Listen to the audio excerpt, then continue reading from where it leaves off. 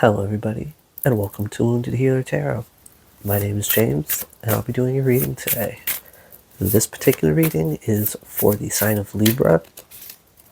Now, if you are interested in getting a personal reading, you can find instructions on how to do so down in the description box below. Alright, so I'm going to get two oracle cards here to take a look at the energies that are currently influencing you, and then I'm going to get into my 9-card tarot spread to get, some further details. Alright. 1, 2, 3.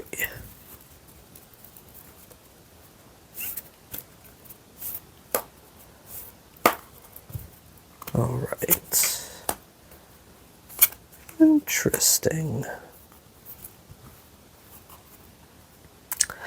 So at the bottom of the deck, we have the mirror representing truth, inquiry, and reflection.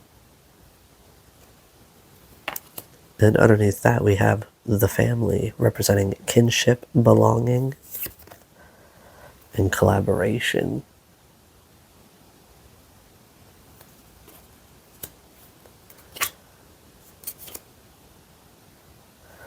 And then lastly, we have the mountain representing challenges, adversity,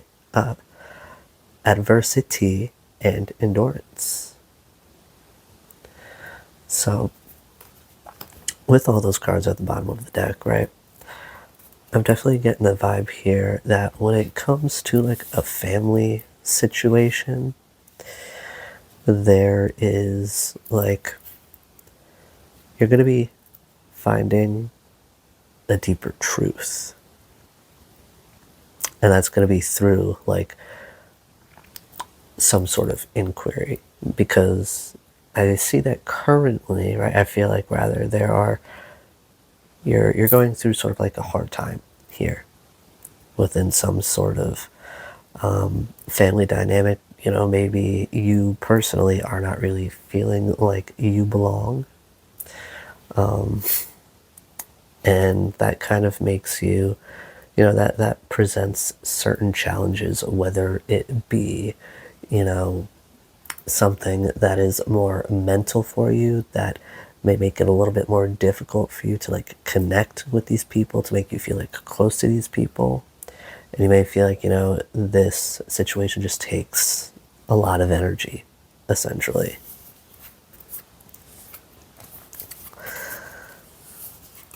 Now, the two cards in the spread here, the first one we have is the book, Identity, Consciousness, and Manifest. I'm going to read from the book, interestingly enough, for the two of these. I may take a moment because these pages are not numbered. And there is no there's no area that tells you, the numbers for the pages, if they even did have numbers. So this is probably going to take a moment.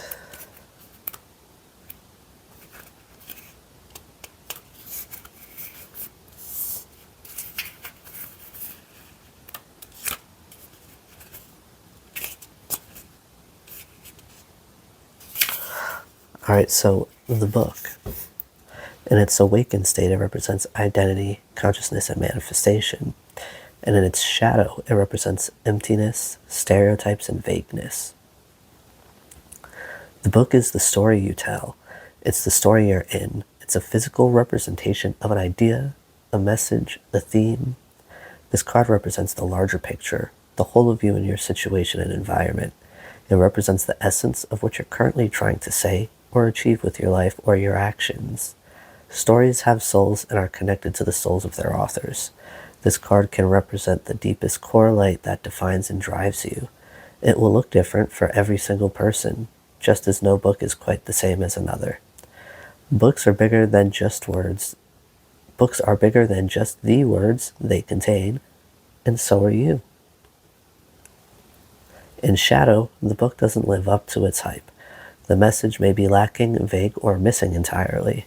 There's a struggle to find direction or understand the bigger picture with this shadow card. There may be too many ideas in play, or too few. What ideas are there may feel flat, like stereotypes or cardboard cutouts. Remember that the book represents your life or current situation. Without a solid core, it's hard to make decisions and take actions that all work in the same direction for the same goals or values. Alright, give me a moment. This lighting is really annoying me. Alright, now I'll read the next card we have here. The Dance, representing trust, body, and catharsis.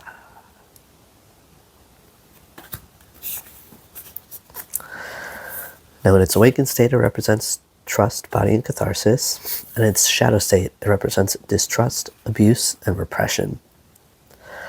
The dance represents the way we interact with our physical bodies and those of others.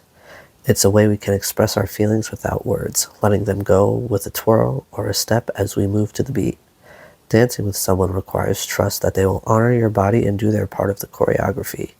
Dancing requires us to trust ourselves, to be present in our physical form, and believe it can create beautiful, emotional messages. Awaken, this card can indicate a need or desire for physical contact or physical activity. In shadow, the dance indicates distrust in our physical forms or in the ability of others to respect our bodies. Things like diet, culture, and mainstream beauty standards can leave us feeling horrible. Excuse me. Ableism leaves disabled people out of the picture and restricts access to things able-bodied people take for granted. Chronic illness is difficult to weather day after day. Physical and sexual abuse keeps deep scars and can make us bottle ourselves up. Dysphoria can feel heart-wrenching. The shadow dance represents all of these and more.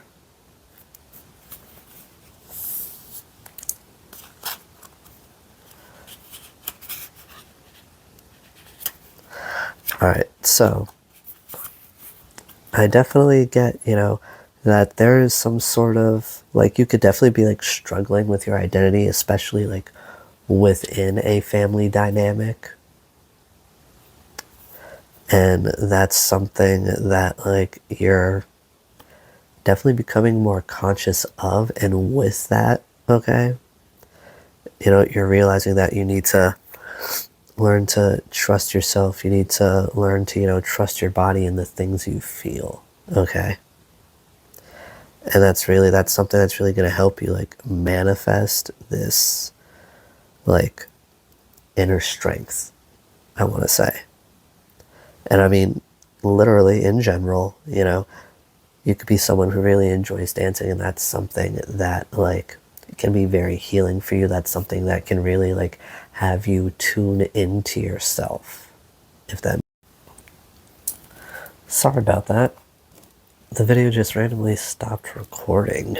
I think I might have some sort of gesture setting on here, because I guess I was moving my hands a lot. I have a tendency to talk with my hands, and I might have triggered whatever hand gesture represents to stop recording.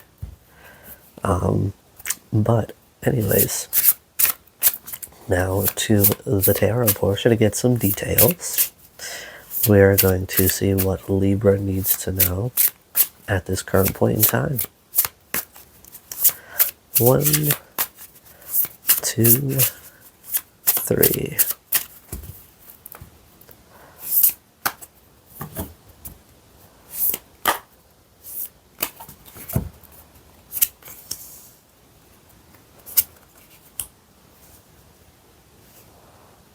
Okay.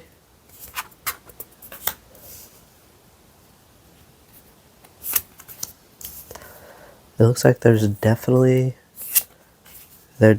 is or will be a change in perspective here about something. And I feel like you're going to be taking some time to really try to think things through logically. Excuse me.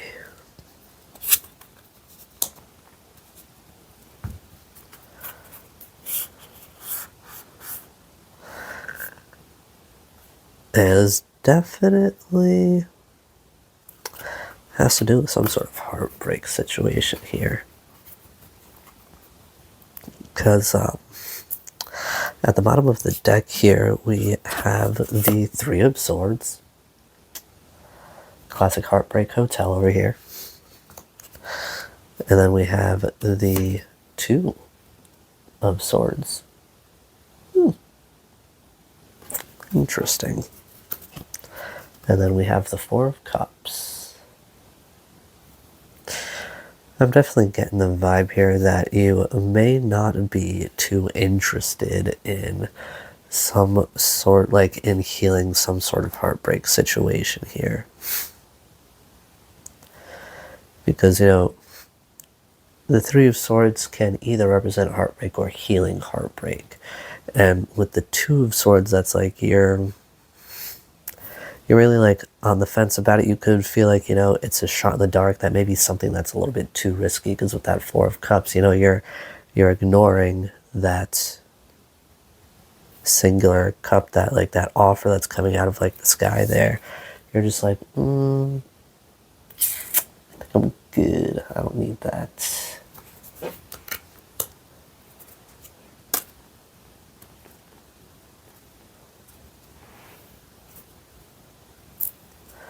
All right, so first up here, we have the Hanged Man. And then we have the Queen of Swords. And the Four of Swords. So in a sense here, you know, I feel like this situation here really sort of like changed your perspective. You could be someone that's like really like, whoops. You could be someone that really like leads with your heart. You more so follow your heart than your head or your gut. You really don't like follow logic. You more so follow feeling. And I feel like this situation has, you know, changed the way you operate in that sense here. Because the Queen of Swords, you know, she represents somebody who operates from the logic side brain. Like, she is very, like, very sort of, even in a sense, like maybe like brutally honest. Like, not just honest, but like she can be brutally honest. She can be a little harsh with her words. And she is, you know, not afraid to really, you know, cut people out of her life, and she'll let them know that. Like, she will straight up be like, you know, I don't care. Like, either like she may be somebody who can like give an ultimatum, but regardless, you know, that Queen of Swords to the Four of Swords, like I feel like in a sense you may even be healing like your throat chakra. There may be some sort of blockage there when it comes to speaking your truth, when it comes to situations, when it comes to like putting your foot down.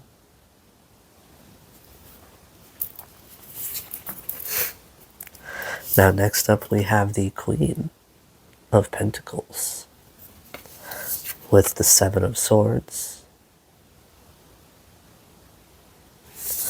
and the Seven of Cups.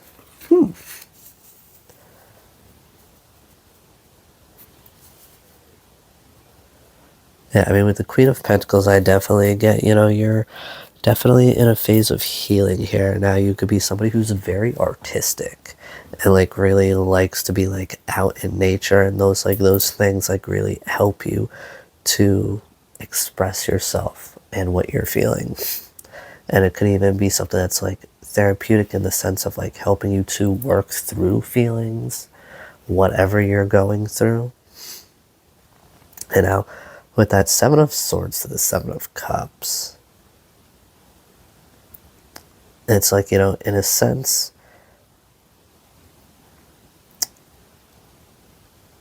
you can really be feeling like you need to be strategic about the choices that you make. Or you can feel like you're really, like, you can feel like you may be, like, surrounded by illusion. You could really feel like, maybe you have a lot of, like, fake people around you. And in a sense, like, that could, like, create this feeling of, like, uncertainty and really not knowing who or what is, like, being real and genuine here. Now, lastly, we have the Six of Cups, the Ten of Swords, and the Eight of Swords.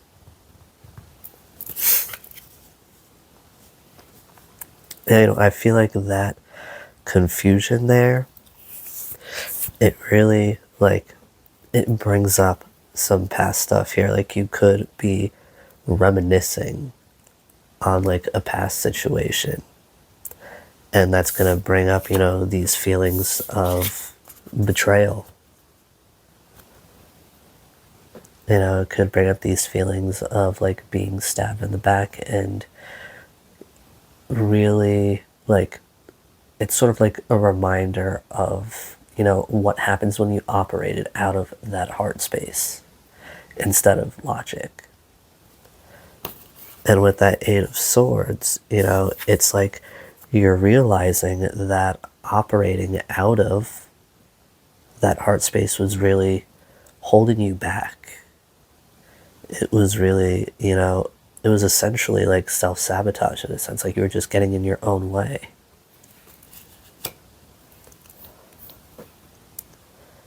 But, at the end of the day, I feel like, this is going to be very healing for you. And I mean, with the Queen of Pentacles, you can even be finding, like, new creative hobbies, new creative things that will really, like, you'll be able to turn into little, like, side hustles, to turn into, like, maybe a form of, like, passive income, or just a little extra something on the side there.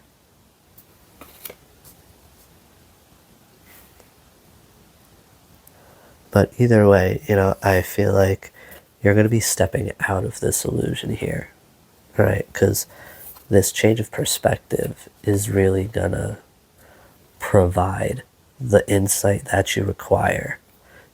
Taking this time to yourself here, that's really going to help you to resolve this inner conflict, resolve, these illusions here.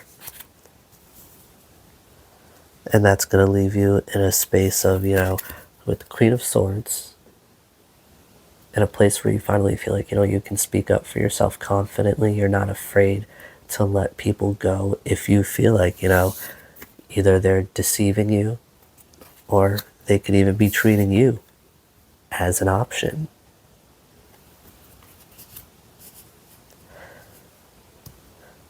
Because, at the end of the day, pain serves as a reminder of what not to do, how not to go about any sort of situation here. And, it's okay to reminisce. It's okay to think back on the past. You could miss somebody who is toxic as long as you understand that, that was who they truly are. What they showed you, the way things may have ended, who they were in the end, is like the real them. And that's not somebody who is really for you. Because, I mean, with everything, every situation was good in the beginning. There were always some good times, and you're going to miss those. That's okay, as long as you keep that understanding that, it was just not good for you, and this individual has already showed you who they are. And I feel like, once you have that realization, that's when you're going to be like, I'm good. I don't think I'm going to go back to that. I don't want to go back to situations like that. I'm no longer attracted to these particular kinds of people. There's no longer going to be confusion here about which way to go, which person to go with, which road to take, because you're going to heal that heartbreak. And you're going to turn that pain into power. And with that, you'll connect a lot more with your intuition here, with the High Priestess. And with the Knight of Cups, you're going to pursue things, people or things, but I'm more getting the vibe of things here with that Queen of Pentacles and like that creative energy. I definitely get that, with the Knight of Cups, you're going to be pursuing things that really fulfill you emotionally. Things that, you really genuinely are passionate about. And in a sense, you're going to be like, you're going to have a clear vision, right? There's not going to be any more illusions here. You're going to have a clear vision of what truly brings you satisfaction. And you're going to act on that. And with the Three of Cups, I definitely get that. You're going to be like meeting new people as you pursue these new creative ventures here. And like these people with that Knight of Cups, like I definitely get that, these are people like you're going to have a lot of things in common, a lot of the same goals, same interests. And this is going to help in a sense to bring some like balance to your emotions, to your life, because it could be immediately like these people can be very genuine and they can help you, learn how to trust, help you to like move through that 10 and 3 of Swords energy. And, they could definitely be a part of this Hanged Man energy. They can be a part of, who or what changes your perspective on such situations. They could be like a catalyst, in a sense, to this particular kind of healing. All right, Libra, these are the messages that I have for you today, and I do hope they serve you well. Be gentle with yourselves, and I'll see you again soon. Bye-bye now.